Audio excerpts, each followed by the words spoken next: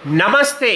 आप कोरोना काल में स्कूल क्यों खोलना चाहते हैं, आज हम चर्चा करेंगे इस पे। मैं डॉक्टर एस के शर्मा आपका स्वागत करता हूं। तो चलिए शुरुआत करते हैं इस टॉपिक की।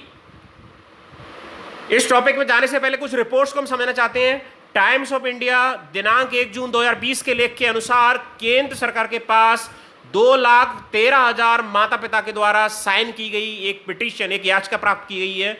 पेरेंट्स एसोसिएशन नामक एक समूह द्वारा शनिवार को शुरू की गई याचिका में कहा गया है जुलाई में स्कूलों को खोलना सरकार द्वारा सबसे घटिया निर्णय होगा, सबसे खराब निर्णय होगा। यह पागलपन है। प्रशासन आंख से खेलना चाहता है। माता पिता को इस मूर्खता के खिलाफ लड़ना चाहिए। इसका सार ये है कि माता पिता नहीं चाहते पूरे देश में कि स्कूल को खोला जाए, उनके जिगर के टुकड़ों को स्कूल में भेजा जाए। वो बिल्कुल ऐसा नहीं चाहते हैं। कुछ और रिपोर्ट्स को हम देखते हैं। शिक्षा मंत्री वेस्ट बंगाल के चटर्जी साहब कहते हैं कि 30 जून के बाद स्कूल शायद फिर से खुल सकते हैं। राजस्थान जुलाई में और कर्नाटक अगस्त में स्कूल खोलना चाहता है। लेकिन द इंडियन एक्सप्रेस की 1 जून की खबर के अनुसार बंगलुरु के माता पिता कहते हैं कि जब तक कोरोना मामले 0 नहीं हो जाएंगे तब तक हम अपने बच्चों को स्कूल नहीं भेजेंगे। बंगलुरु एक शिक्षित शहर, वहाँ पढ़े लिखे सॉफ्टवेयर इंजीनियर रहते हैं। वो नहीं चाहते हैं कि बच्चों को स्कूल भेजा जाए। कोरोना के मामलों में वृद्धि के बावजूद भारत फिर से क्यों खिल रहा है? तो बीबीसी की 30 मई की जो रिपोर्ट है वो भारत के खुलने पे ही सवाल उठाती है। और हम स्कूलों के खोलने की बात कर रहे हैं कि भाई कोरोना के मामले में लगातार वृद्धि होती जा रही है। कम्युनिटी ट्रांसमिशन, जिसके लिए मीडिया चैनल इतना चिल रहा रहे थे कि अगर कम्युनिटी ट्रांसमिशन हो गया तो संभालना मुश्किल हो जाएगा। तो भारत के खुलने पर जहां आपत्ति है वहां आप स्कूल के खोलने की बात कर रहे हैं। लेकिन केंद्रीय गृह मंत्रालय का बयान जो हमने पढ़ा india.com पर 27 मई के दिन आया, उन्होंने कहा है कि अभी शिक्षा संस्थानों को खोलने पर कोई निर्णय नहीं लिया गया है। लेकिन जिस तरह की इंटरनेट पर, सोशल मीडिया में, प्रिंट मीडिया में खबरें चल रही हैं उसके हिसाब से ज़्यादातर स्कूल जून जुलाई में खुलने की, अगस्त तक खुलने की पूरी संभावना दिखाई पड़ रही है। अगर हम पढ़ाई के इतने ही दीवाने हैं तो कुछ रैंकिंग को जरा देख लेते हैं। हमारी रैंकिंग कहाँ स्टैंड करती है? कोटा में हमारे बच्चे दिन रात पढ़ाई करते रहते हैं आईआईटी में जाने के लिए। तो उस आईआईटी की रैंकिंग आपको दिखाना चाहते हैं हम। आईआईटी दिल्ली की 2019 की जो क्यूएस वर्ल्ड रैंक है वो 172 है। मतलब 171 यूनिवर्सिटीज़ के बाद हमारा नंबर आता है। हम तो आईआईटीज़ का बड़ा ढिंडोरा पीटते हैं, फिर भी हमारी रैंकिंग नहीं है। आईआईटी मद्रास 264वां नंबर, आईआईटी कानपुर 283वां नंबर और आईआईटी खड़गपुर 295वां नंबर। अगर टाइम्स वर्ल्ड को हम देखें तो हमारी रैंक 400 से बाहर चली जाती है। मतलब टॉप 400 यूनिवर्सिटी में स्टैंड नहीं करते हैं। क्यूएस एक पब्लिकेशन हाउस है, टाइम्स एक पब्लिकेशन हाउस है जो ये रैंकिंग प्रकाशित करते हैं हर साल। आप देख सकते हैं कि हमारी आईआईटीज़ की रैंक अच्छी नहीं है। हमारा शिक्षा का सबसे प्रतिष्ठित संस्था आईआईटी भी विश्व की दमदार संस्थाओं में शामिल नहीं है। ये आपको बताता है यूएस वर्ल्ड रैंक और टाइम्स वर्ल्ड रैंक। कुछ और रैंकिंग को हम देख लेते हैं। हमारे कुछ पैरामीटर हैं। वर्ल्ड हैप्पीनेस इंडेक्स में हमारा नंबर है 140वां 156 देशों में से। तो हमारा देश बहुत खुशहाल भी नहीं है, लोग बहुत खुश भी नहीं है यहाँ पर। यूनाइटेड नेशंस की ये रिपोर्ट है। लिटरेसी रेट की बात करें, हम साक्षरता की बात करें तो 2011 की जनगणना के अनुसार, अभी 2021 की जनगणना होगी फिर से, 234 देशों में हमारा 168वां स्थान है। तो काफ़ी पिछड़े हुए हैं हम लिटरेसी रेट में भी। तो पढ़ाई के लिए फिर इतना पागल क्यों भाई? इतना क्यों बच्चों को स्कूल भेजना चाहते हैं? लिटरेसी रेट में कहीं तो हमारी कहीं हम स्टैंड नहीं करते हैं। हमारा यहाँ मकसद आलोचना करना नहीं है, हमारा मकसद यहाँ पे विश्लेषण करना है। ह्यूमन कैपिटल में हम 103वें नंबर पर स्टैंड करते हैं 130 देशों में। ये वर्ल्ड इकोनॉमिक फोरम की 2017 की रिपोर्ट है। एजुकेशन इंडेक्स, जिस पढ़ाई के लिए हम दिन भर बच्चों को कोसते रहते हैं, बेटा पढ़ता नहीं है, खेलता रहता है, मोबाइल में लगा रहता है, ऐसा करता रहता है, वैसा करता रहता है, बैट उठाता रहता है, सो दैट कितना कुछ सुनाते हैं बच्चों को। उस एजुकेशन इंडेक्स में 145वीं रैंक है हमारी 191 देशों में से। फिर क्यों इतनी पढ़ाई के लिए पागल हैं? क्यों सनकी हैं? क्यों सरकारें इतनी पागल हैं कि स्कूल खोलना चाहती हैं? हम थोड़ा सा बच्चों को, अपने नन्हे मुन्ने बच्चों को, देश के भविष्य को थोड़ा रिलैक्स होने दें। उनको ये एक समय दिया है कोरोना ने, उनको अपने आप को विकसित करने का, फैमिली के साथ समय बिताने का, कुछ नया सीखने का। ये यूनाइटेड नेशंस की 2013 की रिपोर्ट है। और लाइफ एक्सपेक्टेंसी, जो जीवन काल है हमारे यहाँ, उसमें 125वां नंबर है हमारे 183 देशों में से। ये WHO की 2017 की रिपोर्ट है। कुछ लोगों को लग सकता है कि 156, 234, 130, 191, 183 ये आंकड़े अलग अलग क्यों हैं? ये इसलिए अलग अलग है कि अगर हम टोटल क्रिकेट में अगर रैंक निकालेंगे भारत की तो क्रिकेट खेलने वाले देशों की संख्या अलग है, और फुटबॉल में निकालेंगे तो फुटबॉल खेलने वाले देशों की संख्या अलग है। ऐसे ही जब वर्ल्ड हैप्पीनेस का सर्वे किया गया हो तो 156 देश सैंपल साइज होंगे, दूसरे में 234 देश सैंपल साइज होंगे, एंड सो ऑन। इसलिए ये डेटा जो आपको दिख रहे हैं अपन में वो अलग अलग हैं। फिर सरकार को स्कूल खोलने की इतनी जल्दी क्यों है, वो स्कूल को जल्दी से खोलने के पक्ष में क्यों है, प्रशासन क्यों स्कूल खोलना चाहता है, जरा इसकी विवेचना करते हैं। क्या सरकार के कुछ निहित स्वार्थ है?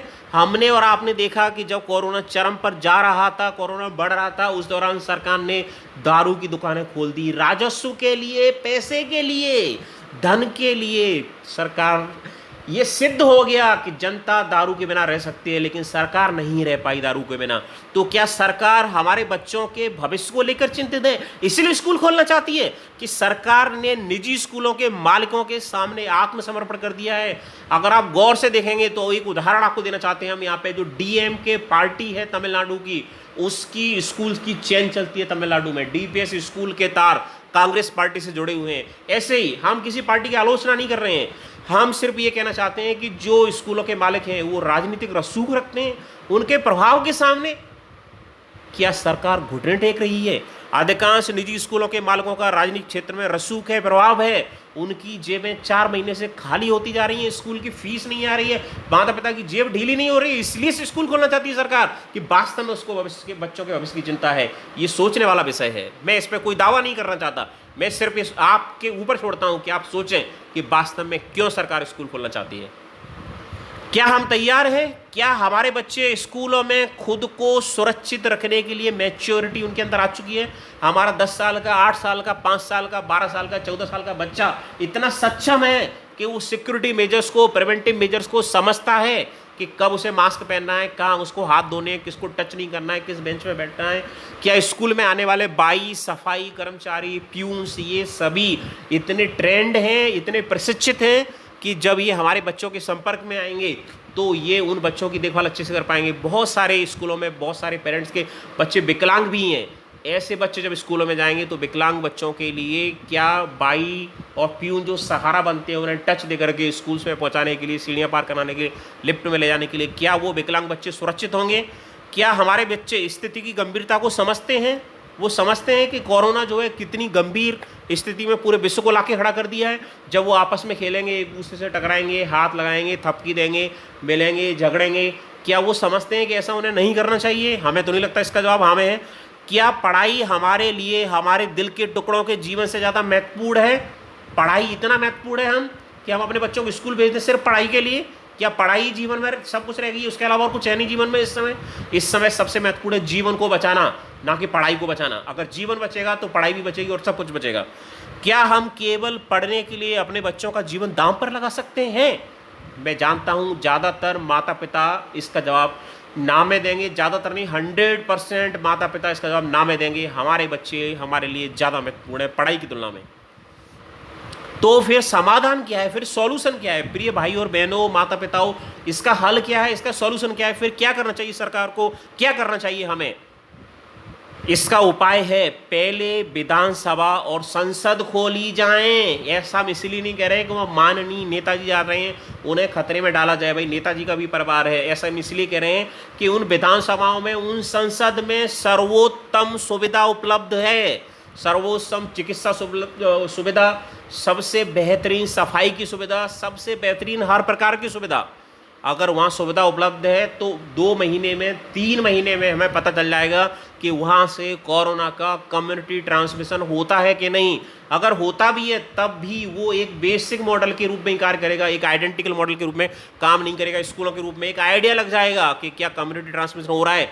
तो ये टेस्टिंग बच्चों पे करने की बजाय विधानसभा संसद में क्यों नहीं की जा सकती है? जब तक स्थिति स्पष्ट नहीं हो जाती है, बच्चों को ऑनलाइन मोड के माध्यम से ही पढ़ाया जाना चाहिए। कुछ लोग कह सकते हैं कि बच्चा पूरे दिन स्क्रीन पे टाइम बता रहा है, उससे उसकी आंखों पे प्रभाव पड़ेगा, उसकी मानसिक हेल्थ पे प्रभाव पड़ेगा। आपकी बात बिल्कुल सही है, लेकिन शारीरिक हेल्थ, जीवन, मानसिक हेल्थ से ज़्यादा महत्वपूर्ण है इस समय। अगर बच्चा छोटी स्क्रीन पे देख रहा है, पेरेंट्स 30,000 खर्च करके एक लैपटॉप और ले आएगा, भाई दोनों बच्चे दोनों लैपटॉप पे पढ़ लेंगे तो अपेक्षाकृत कम स्ट्रेस आएगा। पेरेंट्स भी तो जो जॉब करते हैं वो पूरे दिन लैपटॉप पे काम करते रहते हैं। सामान्य स्थिति बहाल होने तक ये सरकार को भी नहीं मनाना चाहिए और ये माता पिता को समझना चाहिए कि वो स्कूल को आधी फीस का भुगतान करें। स्कूल में जो भी टीचर ऑनलाइन पढ़ा रहे हैं उनका भी परिवार है, उनको सैलरी देनी है स्कूल संचालकों को। वहाँ जो बाइयाँ हैं, वहाँ जो सफाई कर्मचारी हैं, वहाँ जो और वेतनभोगी हैं, जो नॉन टीचिंग स्टाफ हैं, उनका भी घर चलेगा। घर तभी चलेगा जब लिक्विडिटी होगी मार्केट में, जब फ्लो होगा, जब टीचर हमारे बच्चों को पढ़ाने के लिए ऑनलाइन माध्यम से मेहनत करेंगे। ऑनलाइन पढ़ाना ज़्यादा टफ होता है। ऑनलाइन पढ़ाने के लिए पीपीटी तैयार करना, डायग्राम बनाना, it is very very tough in comparison to offline teaching. तो कम से कम उनको वेतन मिलता रहे, उनकी मेहनत का भुगतान होता रहे। इसके लिए 50% फीस के भुगतान करने का नियम सरकार को भी बनाना चाहिए और यहाँ पेरेंट्स को भी स्कूल के साथ सहयोग करना चाहिए और स्कूल को भी थोड़ी देर के लिए कम मुनाफे में एडजस्ट कर लेना चाहिए। सार ये है, हमारे बच्चे टेस्टिंग किट नहीं है। माननीय मुख्यमंत्री जी, माननीय प्रधानमंत्री जी, माननीय सांसद जी, माननीय विधायक जी, माननीय कलेक्टर साहब, हमारे बच्चे टेस्टिंग किट नहीं हैं। उनका जीवन उनके माता पिता के लिए सबसे अधिक मूल्यवान वस्तु है। वे हमारा भविष्य हैं, वो हमारे सपने हैं। उनकी उपस्थिति मात्र से ही हमारा जीवन खूबसूरत बन जाता है। वे परिवार का, समाज के और राष्ट्र का भविष्य हैं और वे ही भविष्य के राष्ट्र निर्माता हैं।